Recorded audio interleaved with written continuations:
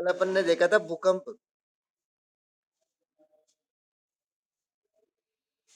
भूकंप अपना जो टॉपिक चल रहा था जिसमें अपन ने भूकंपीय छाया क्षेत्र के बारे में पढ़ा था कि भूकंपीय छाया क्षेत्र क्या होता है, यानी ऐसा क्षेत्र जहाँ पर भूकंप का प्रभाव दिखाई नहीं देता है। आज हमारा जो टॉपिक है वो यहाँ से स्टार्ट कर देते हैं। कल आए नहीं थे कुछ बच्चे, भूकंप के प्रकार। भूकंप भी अलग अलग प्रकार के होते हैं।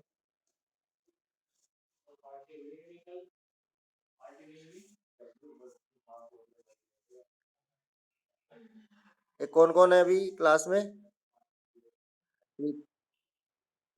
यहाँ पे कौन है? दीपू और मोहित, और कौन है? दीपू वाली आईडी पे कौन है बेटा?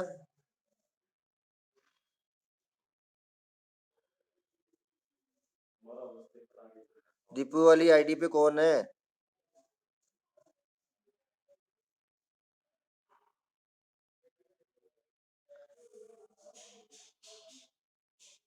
चलो स्टार्ट करते हैं।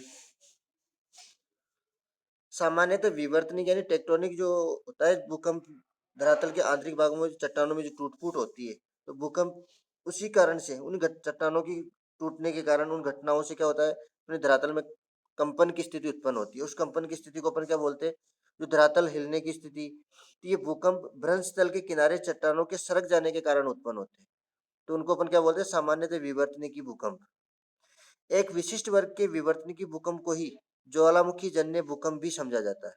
ज्वालामुखी जन्य, जब भूकंप होती है तो अपने जो धरातल होता है, धरातल में क्या होती है? दरारें होती है, और दरारों की वजह से क्या होता है? नीचे जो मैग्मा होता है, वो मैग्मा कई बार बाहर निकलने में सफल हो जाता है। तो इसलिए इसको नाम दे दिया गया ज्वालामुखी जन्य भूकंप, इसको भी मान लिया जाता है। अतः इसको अपन, ये भूकंप अधिकांशतः कैसे होते हैं? सक्रिय ज्वालामुखी क्षेत्रों तक ही सीमित रहते हैं। सक्रिय ज्वालामुखी दो प्रकार के कल बताया था, जैसे कि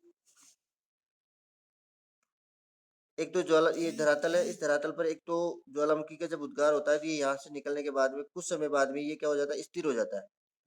और एक ज्वालामुखी जो होता है जिसमें से कुछ मैग्मा जो होता है, लावा, वो हमेशा निकलता रहता है थोड़ा थोड़ा, तो इसको अपन क्या बोलते हैं? सक्रिय ज्वालामुखी। तो सक्रिय ज्वालामुखी वाले जो क्षेत्र है, उन क्षेत्रों में इस प्रकार के भूकंप देखने को मिलते हैं।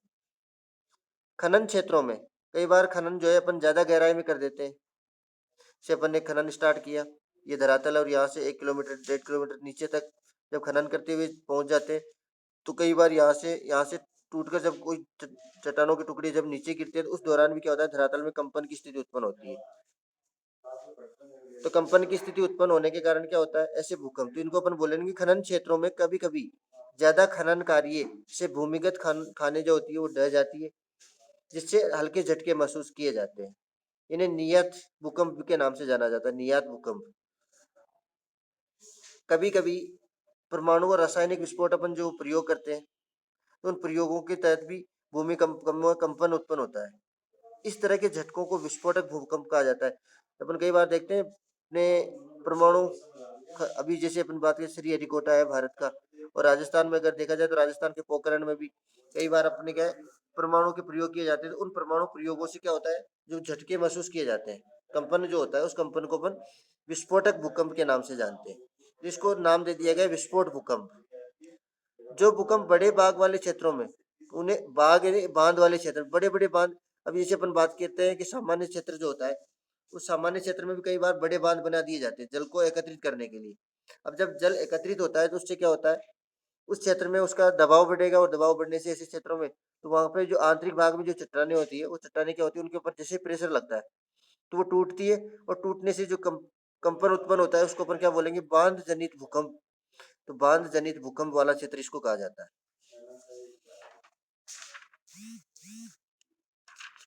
नेक्स्ट अपन देखते हैं कि भूकंप को मापने के लिए भूकंप को कैसे मापा जाता है।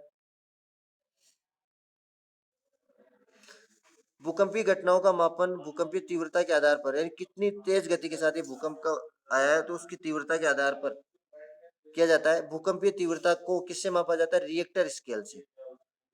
रिएक्टर जो स्केल होता है, वो भूकंपीय तीव्रता कितनी तेजी से भूकंप आया उसको मापने का जो स्केल होता है, उसको रिएक्टर स्केल बोलते हैं। भूकंपीय तीव्रता भूकंप के दौरान ऊर्जा मुक्त होने से संबंधित है।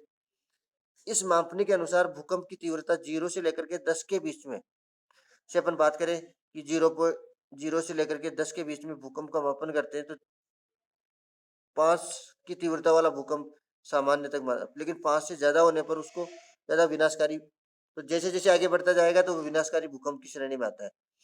आघात की तीव्रता और गहनता को इटली के भूकंप वैज्ञानिक मर्केली के नाम पर इसका नाम रखा गया था। तो इसको कितनी तीव्रता के साथ मापा जाता है, तो मापने का जो स्केल होगा वो कौन सा, रिएक्टर स्केल, जिससे अपन ये पता लगा सकते हैं ये कितनी तीव्रता और कितनी गहराई से ये भूकंप की उत्पत्ति हुई है। अब इसमें कुछ चित्रों के माध्यम से दर्शाए हुए कि भूकंप के द्वारा हुए नुकसान का एक दृश्य उरी एलओसी में स्थित अमन सेतु भारत, जो सेतु है, तो इस सेतु क्या हो गया, क्षतिग्रस्त हो गया।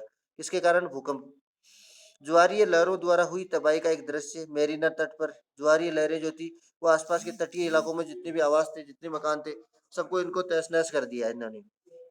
ज्वारीय लहरों द्वारा तटों पर स्थित आवासीय क्षेत्रों का विध्वंस भी अपने को इस चित्र में, श्रीलंका का जो चित्र है वो दिखाई दे रहा है। ज्वारीय लहरों द्वारा हुए विनाश का एक दृश्य थाईलैंड का, जिसमें गाड़ी घोड़ी से आवाज सबको नष्ट कर दिया।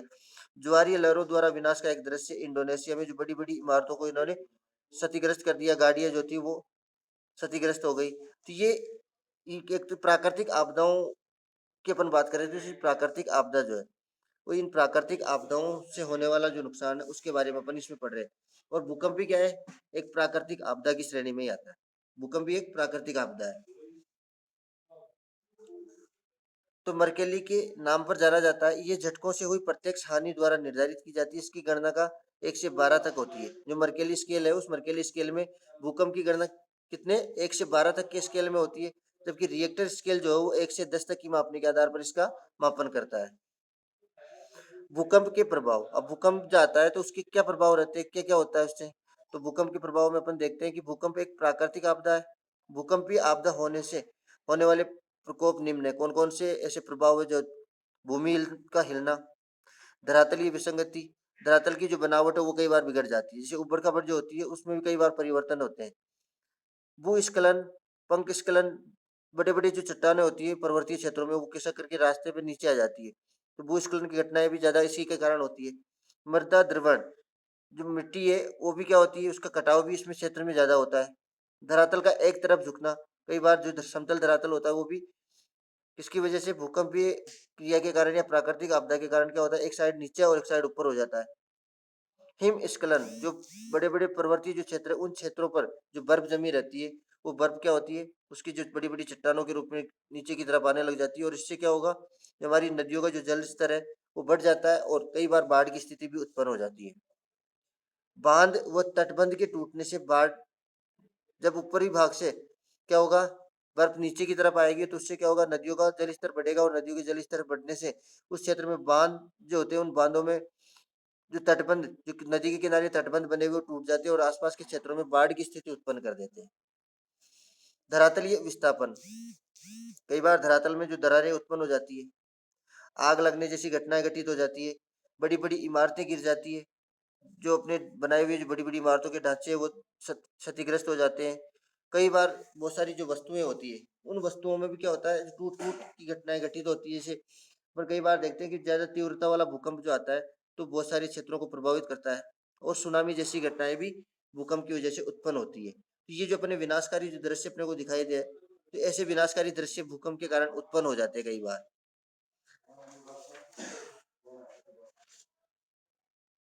उपरोक्त सूचीबद्ध प्रभावों में से पहले छह का प्रभाव स्थल रूपों पर, अब पहले छह कौन से हैं? इसको देखो दोबारा ध्यान से, एक से लेकर के जो छह तक, एक, दो, तीन, चार, पांच और ये छह, ये पहले जो छह है इनका प्रभाव अपने धरातल पर देख सकते हैं। पहले छह का प्रभाव स्थल रूपों पर देखा जा सकता है, जबकि अन्य को उस क्षेत्र में होने वाले जन और धन की हानि से समझा जा सकता है। अन्य जो प्रभाव है ये छह को तो अपन देख सकते हैं। अब देखो, भूमि का हिलना, उसको अपन देख सकते हैं। धरातल में जो विसंगति पाई जाती है उसको देख सकते हैं। भूस्खलन, बड़े बड़े पहाड़ों का खिसकना वो देख सकते हैं। मिट्टी का यहाँ एक स्तर से दूसरे स्तर पर पहुंचना, एक स्थान से दूसरे स्थान पर, तो वो अपन देखने को मिलता है। धरातल का एक तरफ झुकना ये भी अपने को दिखाई देता है। हिमस्खलन ये भी अपने को दिखाई देता है। धरातलीय विस्थापन, अब धीरे धीरे धरातल में जो दरारें आती है, लेकिन जैसे बांध और तटबंध टूटने के बाद बाढ़ की स्थिति जो होती है वो हमारी जो नुकसान होता है, आग लगने से जो नुकसान होगा, इमारतें टूटने से जो आर्थिक हानि होगी, उन हानि से हम इन चीजों के बारे में पता लगा सकते हैं, अपनी इन चीजों को समझ सकते हैं। तो इन्होंने यही कहा है कि सूचीबद्ध प्रभावों में पहले 6 प्रभाव जो है उसको अपन स्थल रूप पर देख सकते हैं, और जबकि अन्य को उस क्षेत्र में कितनी जनधन की हानि हुई, कितने लोग मरे, कितनी चीजें नष्ट हुई, तो उन चीजों की जो हानि है उससे समझ सकते हैं, उन चीजों के बारे में अपन पता करके। सुनामी का प्रभाव तभी पड़ेगा जब भूकंप का अधिकेंद्र समुद्री स्थल पर हो। सुनामी कब उत्पन्न होगा? जब भूकंप का जो केंद्र है वो समुद्र में रहेगा, तो उस दौरान ही सुनामी का प्रभाव ज्यादा प्रभावकारी होगा। क्योंकि दूर क्षेत्रों में जब सुनामी सुनामी का अर्थ क्या होता है? बड़ी बड़ी समुद्री जो लहरें होती है वो समुद्री तट वाले क्षेत्रों को प्रभावित करती है, सबसे ज्यादा प्रभावित करने का काम करती है। ये वास्तव में लहरें हैं जो भूकंपीय तरंगों से उत्पन्न होती है। सुनामी क्या होती है? समुद्री लहरें होती है जो बड़े स्तर पर आती है, और ये भूकंपीय जो तरंगें होती है उन तरंगों से इन लहरों का की उत्पत्ति होती है।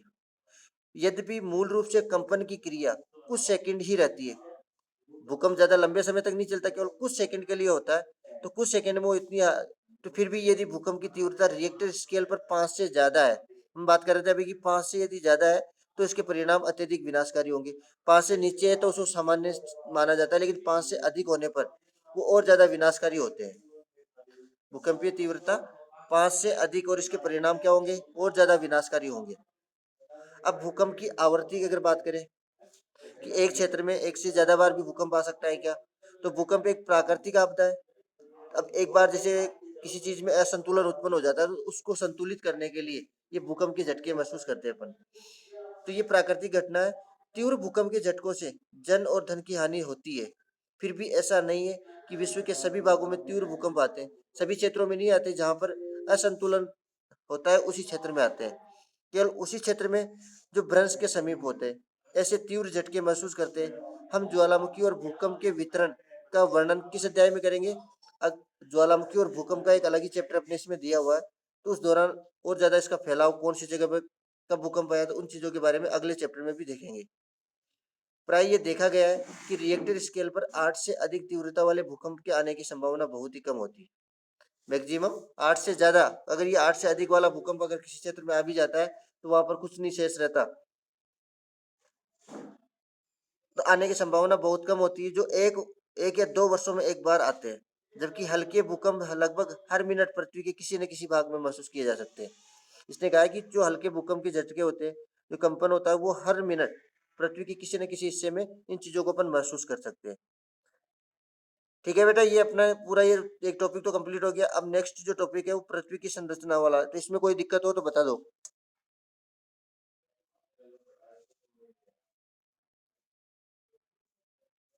बेटा ये जो टॉपिक कंप्लीट हुआ है भूकंप वाला, इसका विस्तारित रूप तो आगे आगे वाले चैप्टर में और दिया हुआ है, और इसमें अभी जो जितना पढ़ा है अपन ने उसमें किसी को कोई डाउट हो, कोई दिक्कत हो तो बता दो, दोबारा देख लेते हैं।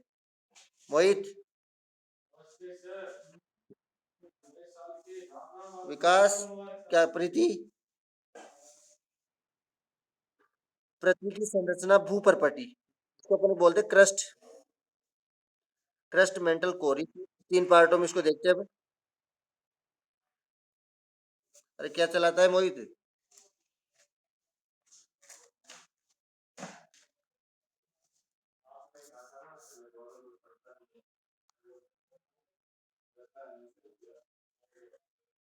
एक्टिव रहता है वो। पृथ्वी की संरचना यानी पृथ्वी की जो बनावट है, उस बनावट के बारे में देखते हैं, जिसमें दिया हुआ है क्रस्ट मेंटल कोर। अभी ये जो चित्र आपको दिखाई दे रहा है, इस चित्र में देखो, ये ऊपर वाला जो भाग है इसको अपन बोलते हैं क्रस्ट, बीच वाला जो भाग है उसको बोलते हैं मेंट। ये देखो क्रस्ट, मेंटल और नीचे वाला क्रोट, 3 भागों में इसको डिवाइड करते हैं। तो पहले सबसे पहले अपन देखते हैं अपने पृथ्वी का ऊपरी भाग, क्रस्ट। ये ठोस पृथ्वी का सबसे ऊपरी भाग है। ये बहुत भंगुर भंगुर यानी ऊपर नीचे उबड़ खाबड़ रूप में अवस्था में अपने को देखने को मिलता है, जिसमें जल्दी टूट जाने की प्रवृत्ति पाई जाती है, यानी इसमें टूट फूट भी ज्यादा होती है। भूपर्पटी की मोटाई महाद्वीपों और महासागरों के नीचे अलग अलग है। भूपर्पटी यानी जो अपने क्रस्ट वाला जो भाग है, भूपर्पटी वाला भाग है, वो महासागरों में और महाद्वीपों में दोनों क्षेत्रों में अलग अलग इसकी मोटाई देखने को मिलती है। महासागरों के नीचे इसकी औसत मोटाई 5 किलोमीटर, जबकि महाद्वीपों के नीचे इसकी औसत जो मोटाई है वो 30 किलोमीटर तक देखने को मिलती है। जैसे अपन बात करें, ये अपना धरातल, ये ऊपरी भूपर्पटी है। इस भूपर्पटी से नीचे भी जैसे यहाँ पे समुद्री क्षेत्र है और यहाँ पे पर्वतीय क्षेत्र है, तो इसके नीचे वो 30 किलोमीटर, और अगर इसकी बात करें तो इसके नीचे 5 किलोमीटर। तो ये अपना इसका पार्ट माना जाता है। तो इसके दोनों के नीचे महाद्वीप वाली जो पार्ट होते हैं, इसके नीचे ज्यादा देखने को मिलती है, और समुद्री जो क्षेत्र है उसके नीचे कम मोटाई देखने को मिलती है। जबकि महाद्वीपों के नीचे 30 किलोमीटर तक होती है। मुख्य पर्वतीय श्रृंखलाओं के क्षेत्र में ये मोटाई और भी ज्यादा होती है। जब पर्वतीय श्रृंखला, ये पर्वतीय जो क्षेत्र है, ये पर्वतीय क्षेत्र और ज्यादा बड़ा होगा तो इसकी मोटाई और ज्यादा हो जाएगी। तो इसका जो पर्वतीय जो क्षेत्र है, तो उसमें अलग अलग मोटाई देखने को मिलती है, यानी इसका जो आधार है वो आधार ज्यादा दिखाई देता है। हिमालय पर्वत श्रेणियों के नीचे भूपर्पटी की मोटाई कितने किलोमीटर तक, 70 किलोमीटर तक भी देखने को मिलती है। भूपर्पटी भारी चट्टानों से बनी होती है। इसमें भूपर्पटी ऊपरी जो भाग है वो किस प्रकार की चट्टाने, इस ज्यादा मजबूत चट्टानों से बना होता है, और इसका घनत्व कितना होता है, डेंसिटी 3 ग्राम प्रति घन सेंटीमीटर इसकी डेंसिटी भी होती है। महासागरों के नीचे की, ये तो किसके नीचे, महाद्वीपों के नीचे। और महासागरों के नीचे की अगर बात करें, तो महासागरों के नीचे की भूपर्पटी की चट्टाने किसकी निर्मित, किससे बनी होती है, बेसाल्ट से निर्मित होती है। महासागरों के नीचे इसका घनत्व कितना होता है, जैसे जैसे ऊपर से नीचे जाएंगे तो इसमें घनत्व, जो डेंसिटी है, घनत्व है, वो भी बदलता जाएगा। जैसे अपन ने देखा कि इसका घनत्व कितना था ऊपर वाले का 3, तो थोड़ा नीचे गए तो इसका 2.7, यानी घनत्व में परिवर्तन हुआ। तो महासागरों के नीचे इसका घनत्व कितना होता है, 2.7 ग्राम प्रति घन सेंटीमीटर इसका घनत्व होता है। इस चित्र को देखने से, अब इसको ध्यान से देखो इस चित्र को, ये इसमें अलग अलग नाम दिए हुए। ये वाला पार्ट जो है भूपर्पटी, ये वाला। फिर इसके नीचे ये देखो दूसरे, इसके जस्ट नीचे वाला पार्ट है वो आ गया मेंटल का मध्य भाग, और नीचे वाला भाग है कि क्रोड। और क्रोड को दो भागों में इन्होंने डिवाइड किया है, द्रव और ठोस। यानी क्रोड जो भाग है उसके ऊपर 2900 से लेकर 5100 किलोमीटर तक, तो ये किस अवस्था में, गैस की अवस्था में, द्रव्य अवस्था में। और उसके नीचे ठोस अवस्था में, सबसे नीचे वाला जो भाग है वो। अब ये चित्र पृथ्वी का कैसे बन सकता है, ये जो चित्र आपको दिखाई दे रहा है ये पृथ्वी का हो सकता है क्या, ये इसलिए होता है ऐसा, देखो जैसे अपनी पृथ्वी का जो चित्र है वो ऐसा होता है, ग्लोब की आकृति में, और ये उसका केंद्र होता है। अब इस केंद्र जो है, इससे अगर इसको पृथ्वी को अपन इस प्रकार से, अब बाकी को हटा दे और ये वाला पार्ट रखे, तो ये वाला जो भाग है ये इस प्रकार से होगा, ये वाला क्रस्ट, ये मेंटल और ये कोर। ये जो चित्र है इसी के आधार पर बनाया हुआ है। ठीक है बेटा, समझ में आ गया चित्र। तो ये चित्र यहाँ से लिया गया है, पृथ्वी के इस भाग से। तो इसमें क्या है, पूरी पृथ्वी का वर्णन नहीं करके हम केवल एक क्षेत्र को उठाते हैं और इस क्षेत्र के आधार पर इसका अध्ययन करते हैं। मेंटल वाला जो पार्ट है, भूगर्भ में परपटी के नीचे का भाग क्या कहलाता है, परपटी यानी ऊपरी जो भाग है उसके जस्ट नीचे वाला भाग क्या कहलाएगा, मेंटल। ये, अब इसमें मोह अशांति, ये नाम दिया हुआ है, इसको अंडरलाइन कर लेना। ये दो क्षेत्रों को, यानी क्रस्ट और मेंटल दोनों को कौन सा भाग जोड़ता है, मोह अशांति। ये इसको जोड़ने वाला जो भाग है उसको नाम दिया हुआ है।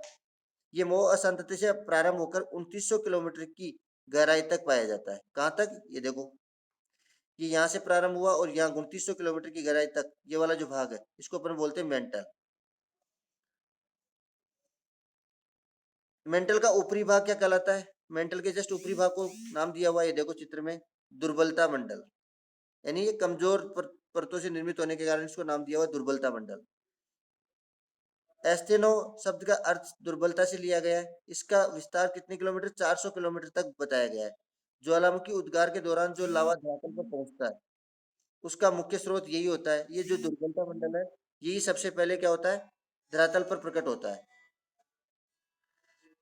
इसका घनत्व भूपर्पटी की चट्टानों से ज्यादा होता है। भूपर्पटी की जो चट्टानें होती है, घनत्व यानी डेंसिटी इसकी ज्यादा होती है, अर्थात 3.4 ग्राम प्रति घन सेंटीमीटर से भी ज्यादा इसका घनत्व देखने को मिलता है। भूपर्पटी एवं मेंटल का ऊपरी भाग, अब इसको दोनों को देखना, भूपर्पटी का नीचे वाला और मेंटल का ऊपरी भाग मिलकर किसका निर्माण करते हैं, स्थल मंडल का। भूपर्पटी और मेंटल का ऊपरी भाग, ये जो मेंटल है इसका जो ऊपर वाला भाग है, ये किसका निर्माण कर रहे हैं, स्थल मंडल बना रहे हैं। तो इस पार्ट को अपन क्या बोलते हैं, इस वाले क्षेत्र को स्थल मंडल नाम दिया जाता है। यहाँ से यहाँ तक का जो पार्ट है इसको क्या नाम दिया, स्थल मंडल। ये स्थल मंडल कहलाता है। इसकी मोटाई कितनी बताइए, 10 से लेकर 200 किलोमीटर की के बीच में इसकी मोटाई है। निचले मेंटल का विस्तार दुर्बलता मंडल के समाप्त हो जाने के बाद नीचे वाला मंडल कब स्टार्ट होगा? जब दुर्बलता मंडल समाप्त होगा तो उसके नीचे एक नया मंडल स्थित होता है। समाप्त हो जाने के बाद तक है, ये टोस अवस्था में होता है। इसके जस्ट नीचे दुर्बलता मंडल के जस्ट नीचे वाला जो पार्ट है वो किसमें होता है? टोस यानी कठोर अवस्था में देखने को मिलता है। लास्ट नीचे वाला जो भाग है ये क्रोड, क्रोड को अपन क्या बोलते हैं? क्रोड।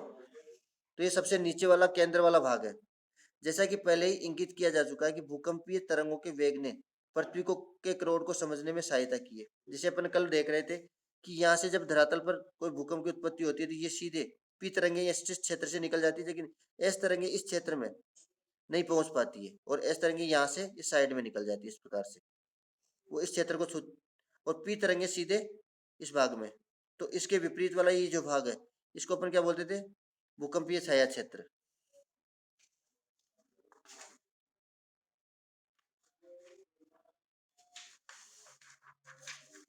नेक्स्ट देखो, तो क्रोड और मेंटल की जो सीमा है वो 2900 किलोमीटर की गहराई तक है।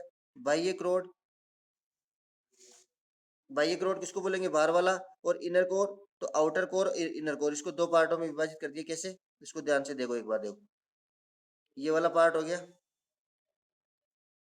ये हो गया क्रस्ट, ये मेंटल, और ये कोर जो है इसको दो भागों में डिवाइड कर दिया, ये द्रव्य अवस्था में और ये ठोस अवस्था में।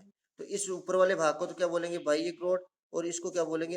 Inner core. तो ये नीचे वाला भाग है वो इनर कोर और ये आउटर कोर, बाह्य और ये आंतरिक वाला भाग। तो क्रोड मेंटल की सीमा 2900 किलोमीटर की गहराई तक, बाह्य क्रोड आउटर कोर तरल अवस्था में, ये वाला भाग किस अवस्था में? आउटर कोर तरल अवस्था में, लिक्विड अवस्था में। और इनर कोर जो है वो किस अवस्था में? ठोस अवस्था में।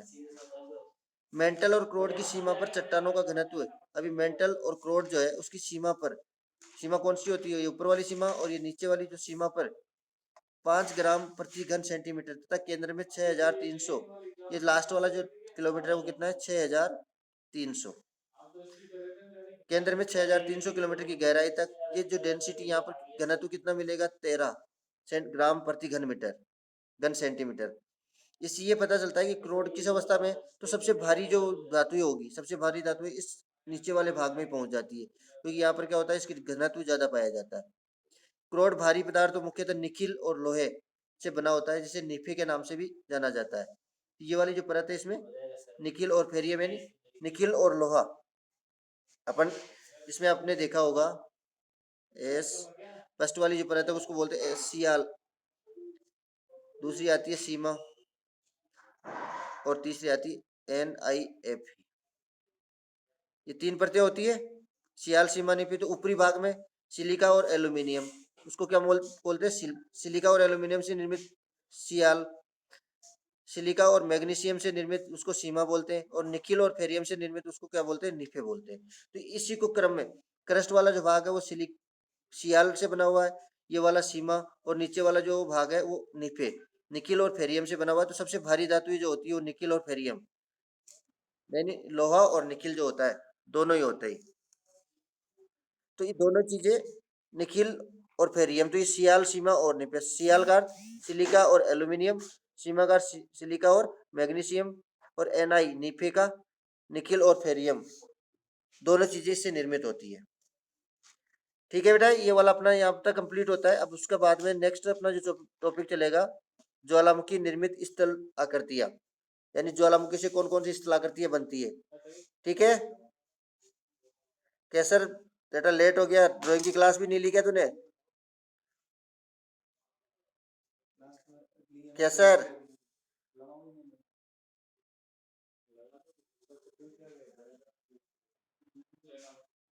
ड्राइंग की क्लास नहीं ली क्या?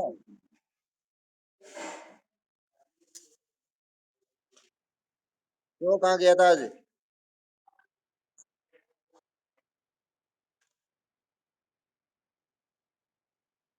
आप अपने मॉर्निंग में रखेंगे, जस्ट ड्राइंग की सम क्लास जैसे एंड होगी उसके बाद ज्योग्राफी की स्टार्ट हो जाएगी बेटा। ठीक है ना, अभी टाइम सेट यही रहेगा मॉर्निंग में। कल इसका जितना आपने वो चैप्टर करवा दिया इसके कुछ क्वेश्चन आंसर बना के मैं आज सेंड कर दूंगा, तो कल आपको, कल सेट सेट हो गया ना सैटरडे, तो इसके क्वेश्चन आंसर वो करने हैं आपको कल। ठीक है बेटा।